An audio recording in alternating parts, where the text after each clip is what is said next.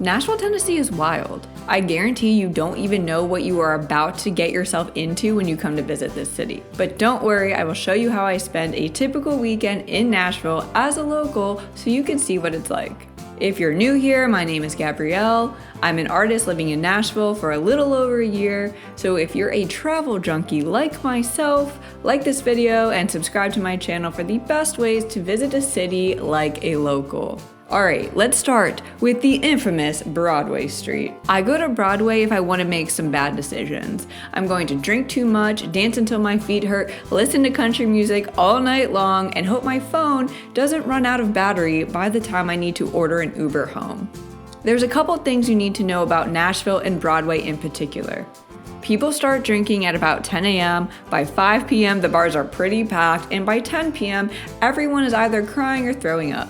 Either you can drink at the bars or you can drink in the back of the cars. The benefit of renting out one of these cars, buses, wagons is you get to be outside and have a little tour of the city. The open bus options are really great if you and your friends love to dance, and the pedal taverns are wonderful for those who like drinking games.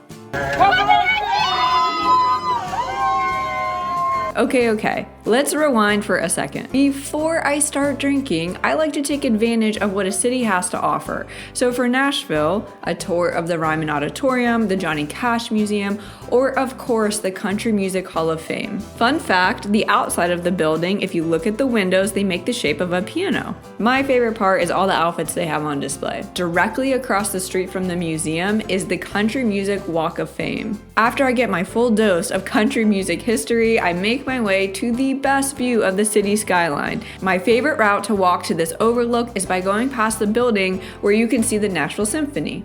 Even if you don't see a performance here, the architecture of the building is really beautiful, so it makes for a nice walk. After you pass the building on the right, there will be a bridge directly in front of you. Now, side note, if you're with family, maybe you have grandparents with you and they just can't walk as much as you, just drop them off at the Big Machine Brewery and Distillery at the corner, and they can have a drink, listen to some music, and wait for the rest of the team to come back and pick them up. Now, let's say you decide to get this magical view of the city skyline and continue on the path of the bridge.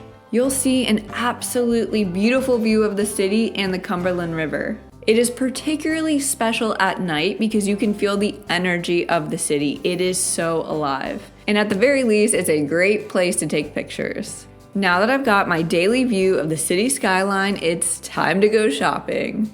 There are a lot of options, but if you want to assimilate into this country culture, at a bare minimum, you will need a pair of cowboy boots. The standard for the ladies are white cowboy boots, bonus points if they are glitter, but honestly, any pair will do. Guys can buy whatever they want as per usual. When Sid's family came to visit, we got a little fashion show when we got back to the house, so that was sweet. Okay, back to Broadway for some sweet treats. So I'm a sucker for free samples, so I always stop by the Candy Kitchen. They hand out free pieces of praline cookies, which are a very popular sweet in the South, but they have all kinds of options if you are looking for something different. After you get your sugar fix, swing around to this adorable area called Printer's Alley. Through this corridor, there's a cute butterfly mural, some bars, some music, and some places to eat. For us, we love going to Fleet Street Pub. It's a great hole in the wall if you need a break from the chaos of Broadway. After all this walking, we usually get pretty hungry, so we typically go to Assembly Food Hall if we are with a lot of people because it has something for everyone, or we'll go to the famous Hattie B's and grab some hot chicken. Once the day turns into night, Broadway will be more than enough to occupy your time. And here's a secret tip. All the bars are fun. They're equally wild. There's music at all of them. So just enjoy your time no matter where you end up. The nights get so crazy, the cops will literally close down the streets and people will just be walking in the middle, on the sidewalks, in and out of the bars. So just be mentally prepared for a lot of people and a lot of energy. Now for the next day, if you are staying downtown, I would suggest grabbing brunch in the Gulch.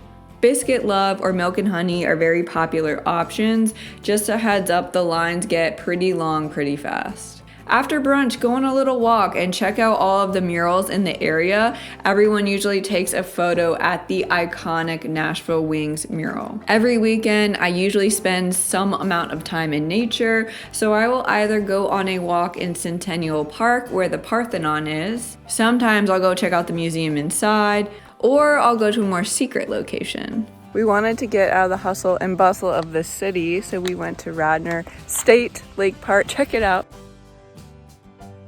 I try to do something active, so going on a hike or a long walk is typically how I like to get my day going. I'll chill out at the house for a bit in between, and then go back out on the town. For whatever reason, we are very coffee obsessed, and one of our favorite places to grab coffee is actually right off of Broadway.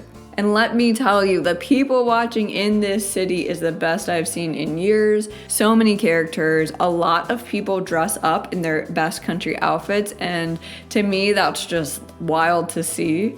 Sid and I love going on walks. We walk everywhere in the city. That's how we know it so well. Now, you can always take an Uber, or there are scooters all over the city. Sometimes Broadway is too much and just too crazy, so we will grab a drink at our rooftop bar of choice. It's kind of surprising, but Nashville actually has a very strong hotel game. I would recommend, if you want a little more swankier night, to go check out the rooftop bars at, particularly I love the W for not only the drinks, but for sure the view.